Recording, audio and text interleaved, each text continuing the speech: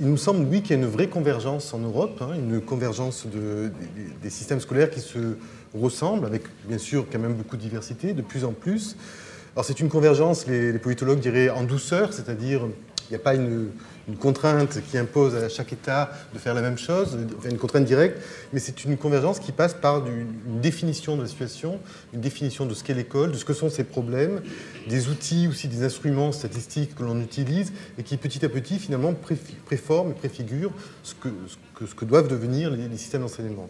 Le seul problème, c'est que cette convergence, donc, qui est réelle, elle pose beaucoup de questions et elle n'est peut-être pas forcément si positive que cela pour beaucoup de monde. Certains verraient, utilisent le terme de réformes néolibérales qui sont en place. D'autres pourraient dire simplement ce sont des réformes qui visent plus des questions d'équité et d'efficacité et qui mettent en jeu un certain nombre d'ingrédients du type liberté de choix des familles, autonomisation des établissements avec une culture un peu managériale, réforme curriculaire à base de compétences, évaluation très forte, donc il y a un peu le rôle d'un État évaluateur qui se met en place. Et ces réformes-là, ces orientations-là, posent des soucis, notamment en termes d'égalité, d'éducation pour tous, qui sont pas forcément, plus forcément visés et qui va pas être forcément atteint. Alors bien sûr, ça n'était pas dans le passé non plus, mais les nouvelles orientations peuvent limiter des objectifs qui étaient là auparavant, qui étaient mis en place par les États et qui sont peut-être même plus des objectifs. Je prends juste un exemple. C'est vrai que dès les années 60, un certain nombre de politiques donc de compensation visaient à lutter contre les inégalités d'apprentissage pour poursuivre la démocratisation du système d'enseignement. Et aujourd'hui, le maître mot, ce serait plutôt une école qui s'adapte à la diversité des publics, diversité des rythmes d'apprentissage, diversité des aspirations, des talents, etc. On a l'impression que l'école devient juste un instrument qui viserait à maximiser les compétences des enfants, à les former sur la base de compétences nécessaires à la vie en société, mais qui ne vise plus forcément à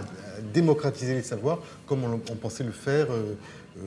dans les années 60-70 ou plus tard selon les pays. Donc oui, une vraie convergence, des rapprochements, une hétérogénéité quand même très forte d'un pays à l'autre qui reste en place, mais qui pose un certain nombre de problèmes, d'où d'ailleurs des mouvements sociaux sur l'éducation, comme on le voit d'ailleurs, je crois, aujourd'hui, je crois qu'il me semble qu'il y avait des manifestations au Luxembourg, et ces manifestations, finalement, sont un bon signe, parce que ça montre que l'éducation reste une question politique et sociétale fondamentale, dont on a besoin de parler, de discuter, et c'est surtout pas uniquement un problème technique, comme certains essayent parfois de nous faire croire un peu rapidement, des réformes qui poseraient uniquement des problèmes techniques et pas politiques fondamentaux. On parle de convergence en douceur, c'est-à-dire ce sont des modes de définition de la situation, des outils, par exemple, les enquêtes PISA internationales très importantes contribuent pour beaucoup à diffuser finalement une certaine définition de ce qu'est l'école, de ce que sont les savoirs, de ce qu'il s'agit de viser par et dans l'école, ça c'est très important. Il y a aussi, alors bien sûr, il y a des pays qui sont plus dépendants des financements européens, par exemple, que d'autres, qui ont intérêt aussi un petit peu plus à travailler leur discours de mise en forme des politiques scolaires vis-à-vis d'une